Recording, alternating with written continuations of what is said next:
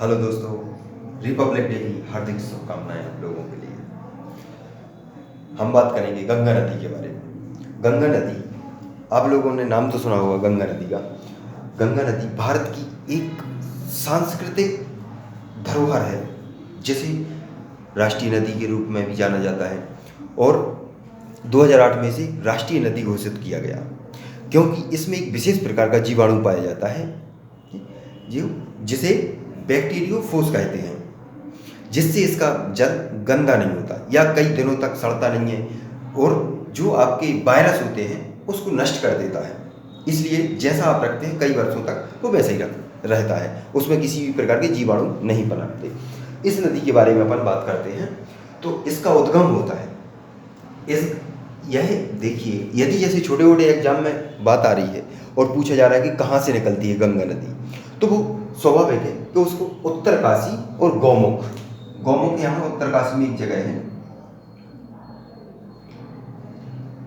और यदि आप पीसीएस, पीएससी या यूपीएससी वगैरह का एग्जाम दे रहे हैं तो उसमें वो कभी ये नहीं पूछता, क्योंकि वो ये चीज़ जानता है कि गंगा नदी निकली नहीं है, ये बनी है कई नदियों से मिलकर। जैसे आप देखते हैं कैसे बनी है।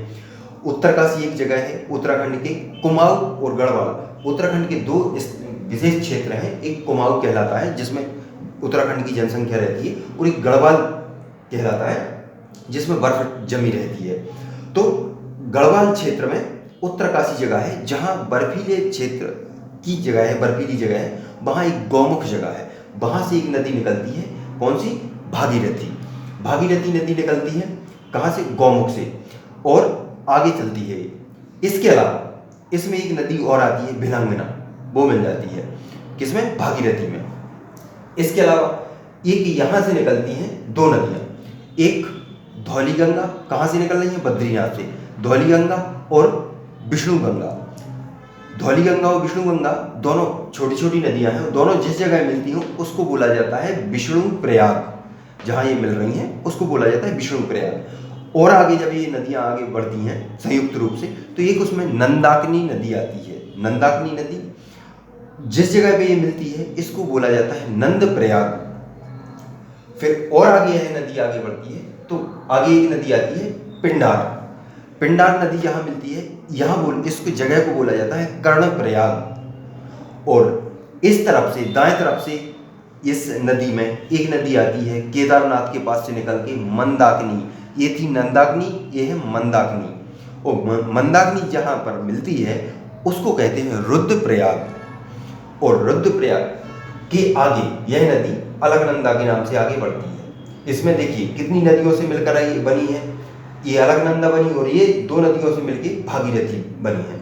और ये भागीरथी और अलकनंदा जिस जगह मिलती हैं उसको बोला जाता है देवप्रयाग, जिसको हरिद्वार के नाम से जानते हैं आप लोग। तो देवप्रयाग, हरिद्वार।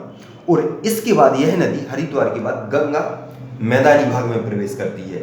जब मैदानी भाग में प्रवेश करती है तो यहाँ और भी हिमालय से निकलने वाली ये नदी है नेपाल की तरफ से, रामगंगा, गोमती, घग्गर, गंडक, और ये कानपुर से होते हुए ऐसी निकल जाती है। और यहाँ पर कहाँ?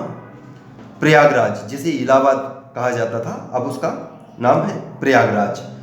यहाँ पर एक यमुना नदी आके मिलती है। यमुना भी उत्तराखंड के यमुनोत्री ग्लेशियर से निकलती है और दिल्ली, आगरा, मथुरा होते हुए ये इलाहाबाद के पास, इसमें इलाहाबाद में मिल जाती है, जिसे संगम कहा जाता है, इलाहाबाद का संगम है।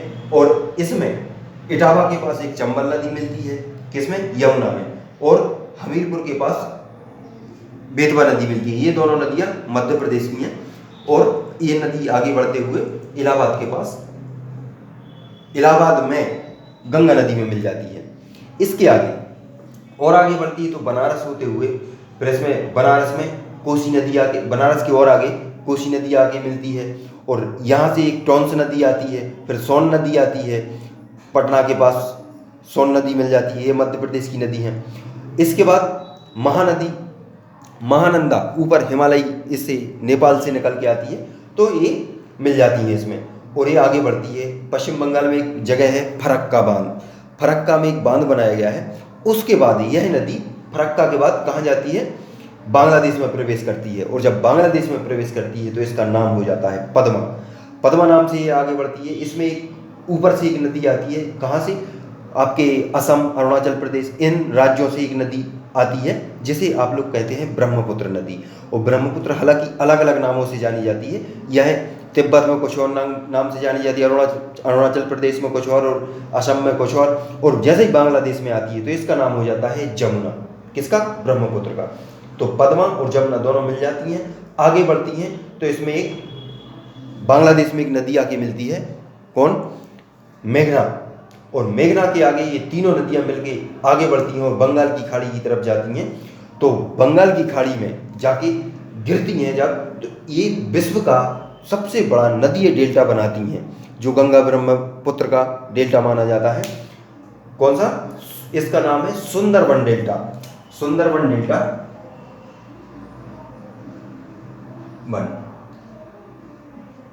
डेल्टा ये दुनिया का सबसे बड़ा डेल्टा है जो बंगाल की खाड़ी में बनता है। और अच्छा, ये डेल्टा क्या होता है? डेल्टा वो होता है जब नदी समुद्र में मिलने से पहले कई धाराओं में बढ़ जाए, छोटी छोटी कई धाराओं में बढ़ जाती है, इसको नदी डेल्टा कहा जाता है। ठीक है, तो ये है आपकी गंगा नदी। दोस्तों नेक्स्ट वीडियो के साथ नए उसमें मिलेंगे। जय हिंद।